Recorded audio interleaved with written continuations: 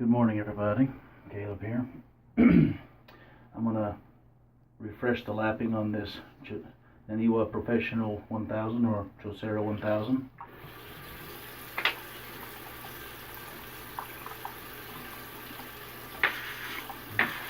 Break the corners.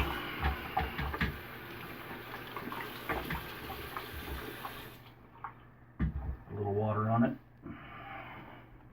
to get the fine shavings off. I thought I'd make a little video. It's a brand new gold dollar, number 66. This one's fairly straight. Let me see if I can get this figured out. If you look over the spine, and if you look down the grind. So it doesn't really have any warps. I need to order a few more that do. Hopefully some will come in with a few smaller warps that I can show you what I do.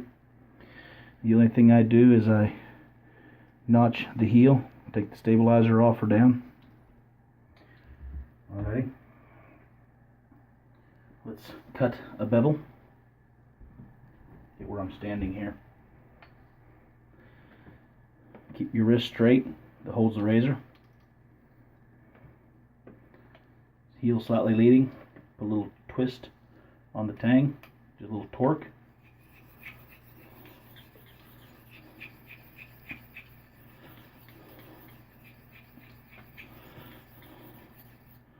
It'll make it cut better.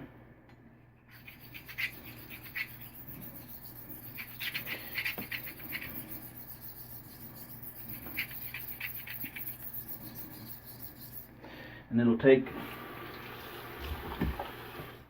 less steel off your tang, off your spine, and more off along the edge.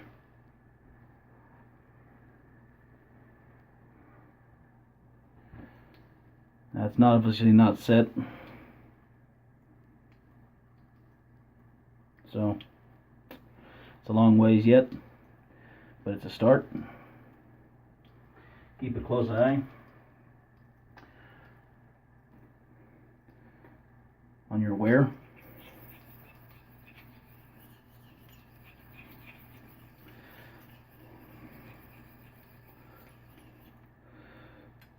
You want it to be straight, and you want your edge to cut in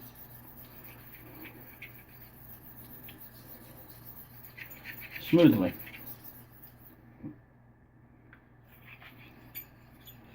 Now these are half strokes.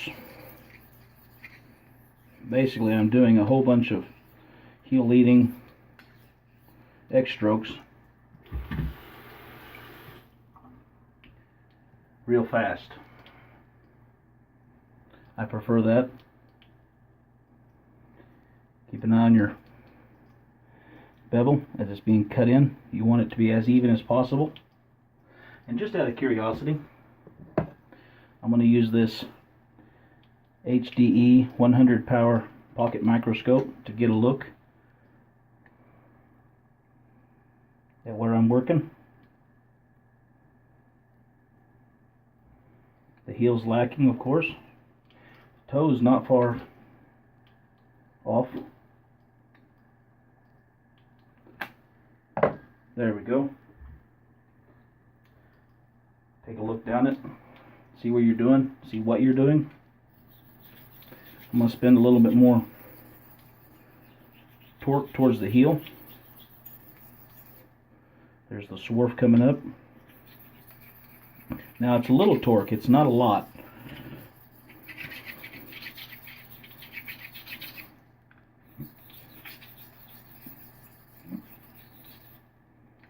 And you don't want you can't really just hit one area.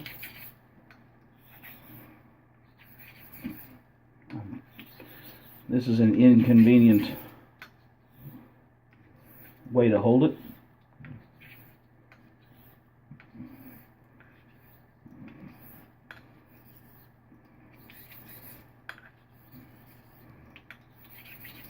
And you need to keep your wrist straight.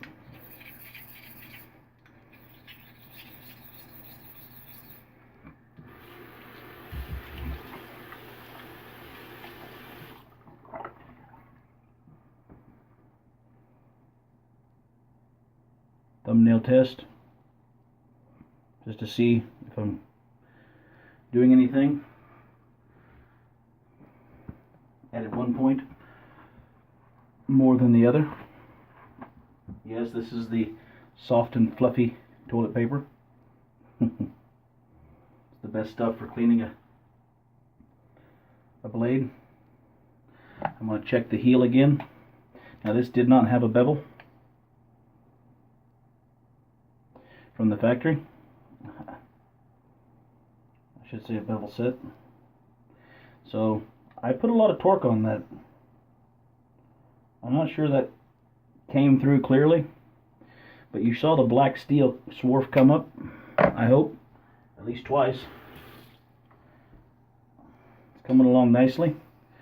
I'll show you a trick. If you need to get the heel down here, you want to concentrate, and you have it like this, right? Or like this. Spin it and do this. Okay? Turn the heel like this. Don't forget to balance everything you do.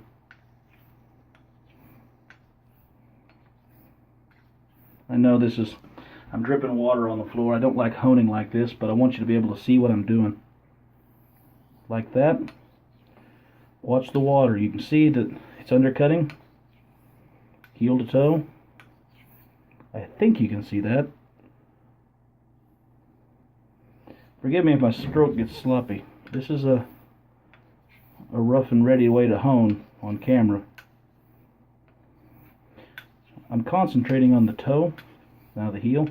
I was concentrating on the toe while keeping the razor flat, like that. You see that steel coming up? That swarf? That's not coming from the spine. That's coming from the edge. There's some from the spine, yes. That's unavoidable without tape.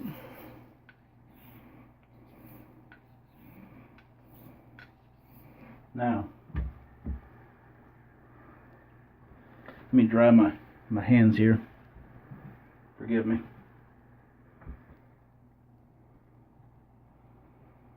Clean the blade. Wet my thumb, nail. Now there's bite all the way. Let me check something.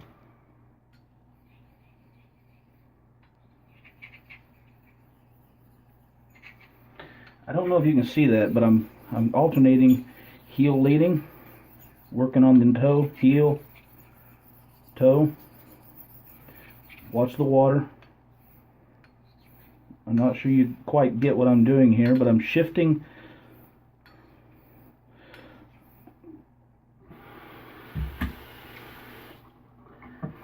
I'm not very good at making honing videos. It's easier for me to just do it, which doesn't help you a lot. I understand that.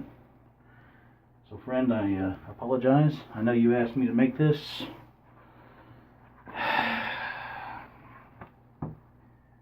Basically, you're shifting pressure from heel to toe, and you do the same if it was a warp blade or not.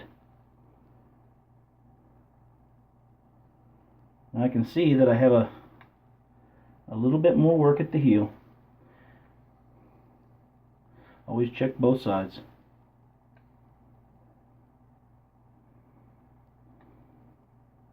And if you get the heel and the toe to come in,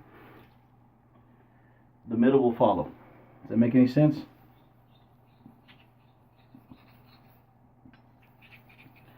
I'm concentrating on the heel because that's the section that's still out, okay?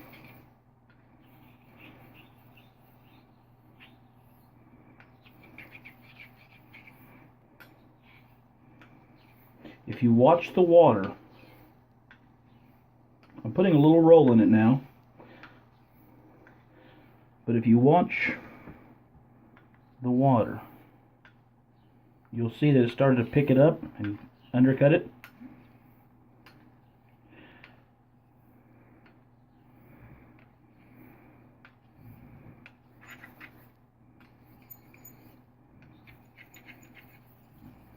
If you keep your wrist tight,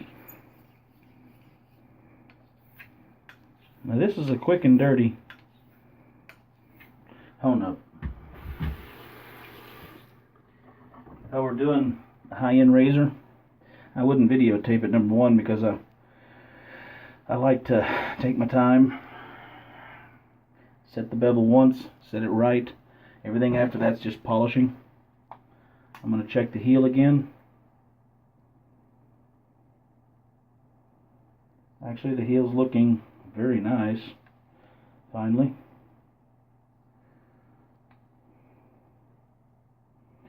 So what I want to do, I'll give it the thumbnail test, and I'll put it on the thumbnail test here. Heel, draw forward. You'll feel it start to bite, right? What you do not want it to do is you do not want it to grab suddenly and fiercely, right? Does that make sense? If it grabs suddenly and cuts into the nail, you've probably got a low spot in your edge. The edge is not meeting well. Now I've lightened up. I'm not putting hardly any torque or pressure. If this were a finishing stone or a polishing stone, I think you would say I was trying to finish on it, right? And what I'm doing is I'm watching the water. I'm not using any pressure. I'm shifting what little pressure I have from heel to toe. And I'm watching it squeegee the water. Now I'm working on the middle a little bit. Back to the heel. Now, cutting a bevel is 85–90% of the actual physical work. Everything else is the refinement, and since the razors have a guide built in, they're pathetically easy compared to a knife that you're freehanding. When you're examining your bevel under a microscope, one thing I do on occasion is I'll go to a linen,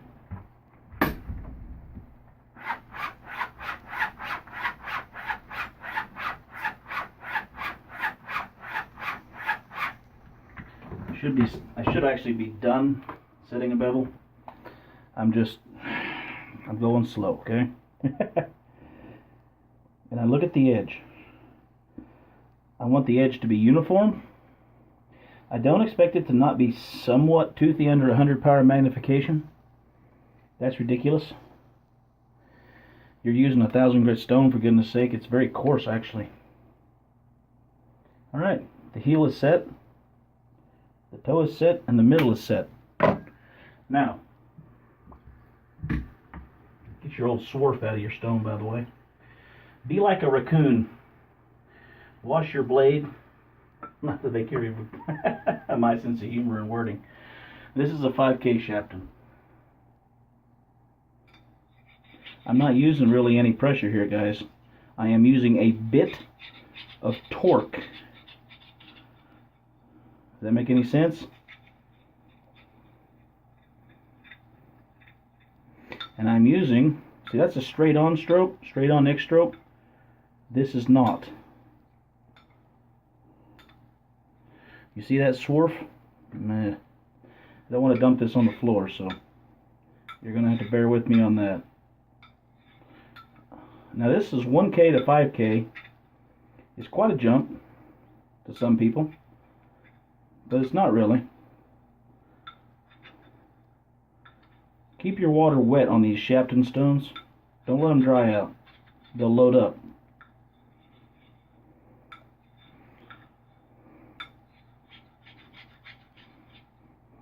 Clean them often.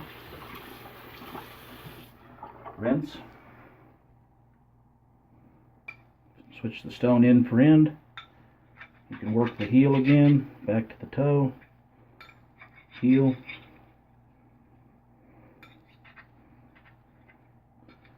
toe, heel.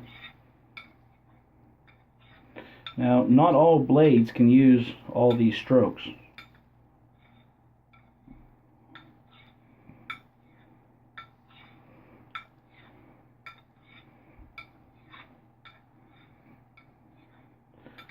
You can hear the section that I ground off rasping on the side of the stone.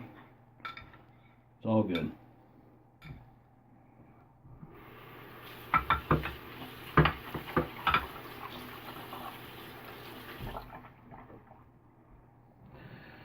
Alright, I'm going to inspect the edge.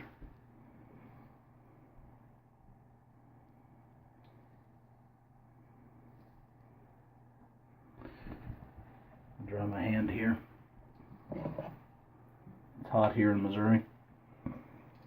These are invaluable.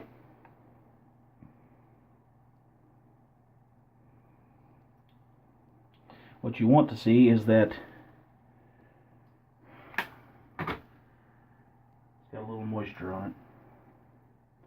That deep, dark polish. Back to the strop.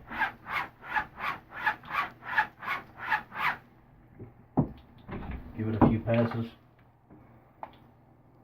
That'll reveal any weak spots or work to do. Edge looks good.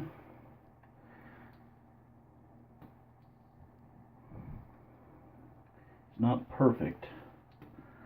So what I'm going to do is I'm going to quickly lap this stone. Break the edges.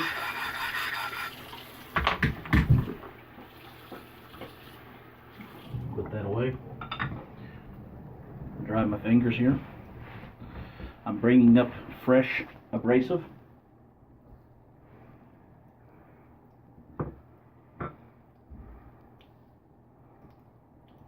And a fresh surface, right?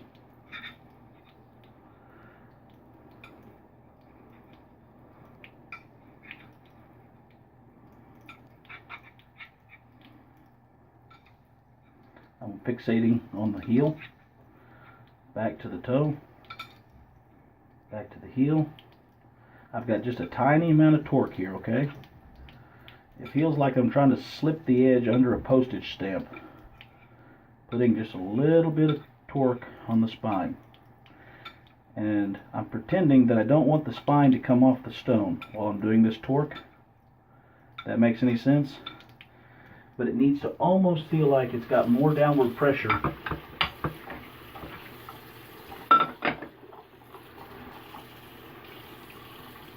Get it nice and clean. It needs to feel like it has more downward pressure on the edge than it just almost has on the spine, okay? That's torque. And you got to keep your wrist straight. You can't let it flippy floppy around. Don't be a dead fish. That's horrible for razor honing. The more hollow the grind, the more horrible it is. And the faster it'll pop up and bite you right in the face. Alright, we're going to finish on a surgical black Arkansas.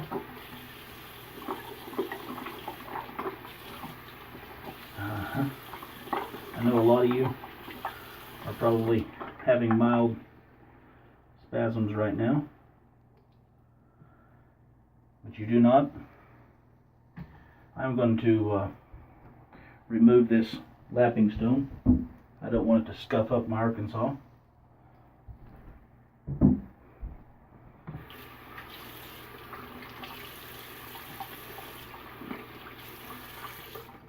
Now with these super hard stones, fine, yes, but very, very, very hard. You cannot have anything on them or on your razor when you put steel to stone, okay?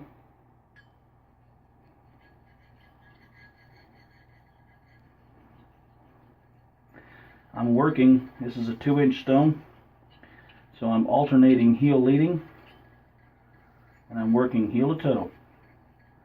Now this is water, so you cannot flub your strokes.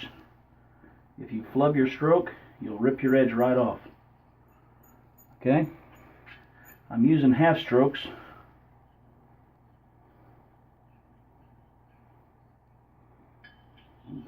It took me a little time to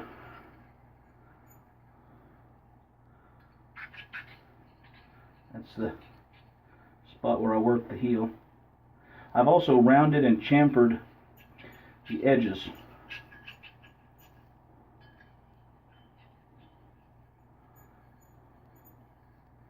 You cannot use water on coarser Arkansas stones, in my experience.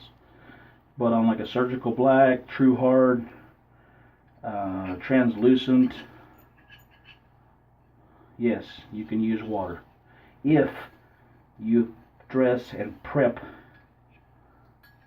the stone, you cannot be careless. Spine down first. Watch the water. It must undercut, or you're not hitting the edge.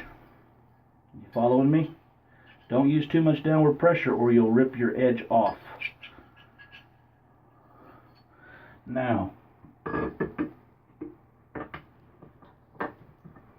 let the water run over it for a bit. Now normally it doesn't take this long to hone a blade, but as I'm sure you've noticed, I'm talking a lot. Give it a few laps.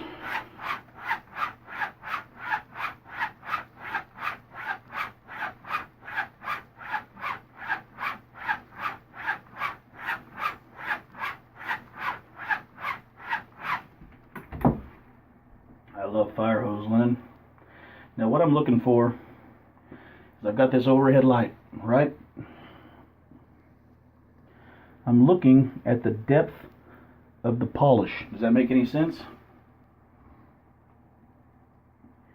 And at the edge, I want a thin bead of light. If I don't see that, I'm not done polishing. Now, I saw a little bit of it, but I'm going to give it another 20-30 laps and bring out a little bit more of that polish. I can imagine some of the old timers are wincing and screaming right now, and that's fine. I was told for years, and I believed it. I tried and tried to use just oil. But the finer the Arkansas stone got, the more laps it took. Hundreds of laps. Well, you don't actually need to do that if you've got a good 5K stone to set you up, or an 8K stone makes it faster.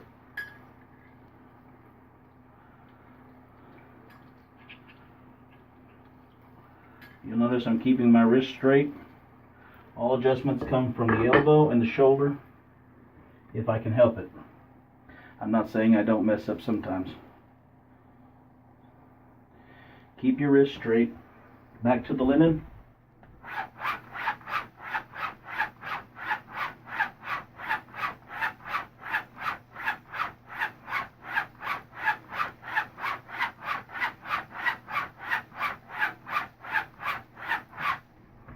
Now the leather.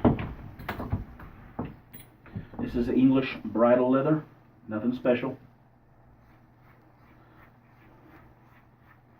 It's actually the second strop I ever bought.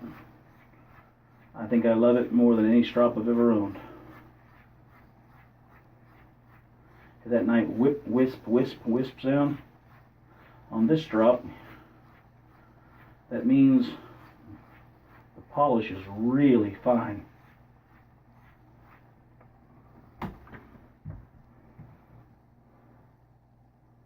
Oh yeah, that's what we're looking for. Man, I wish I had a scope. I'm not saying you're not going to see any stray scratches. I'm sorry, it's hot down here, so I'm sweating.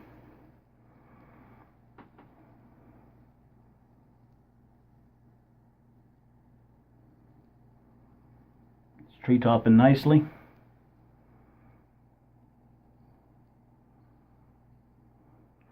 Effortlessly removes. Of course, my arm here is wet, but there's no hesitation.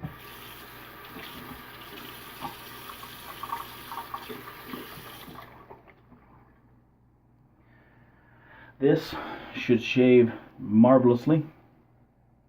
I will, of course, give it another 50 laps on the leather. That looks great.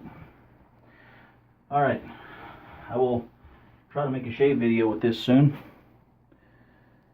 Yes, I know it was a gold dollar. If the spines are straight, it makes it really easy to get a nice symmetrical bevel set. If they're not straight, you may get an uneven bevel set, which is annoying. But you know what? It's not the end of the world. You don't shave with the bevel, you shave with the apex, which is what cuts the hair. Dry the blade off a little bit. Keep it taut.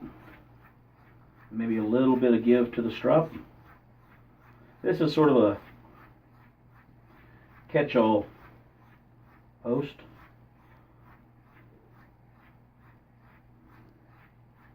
Watch the play of the strop.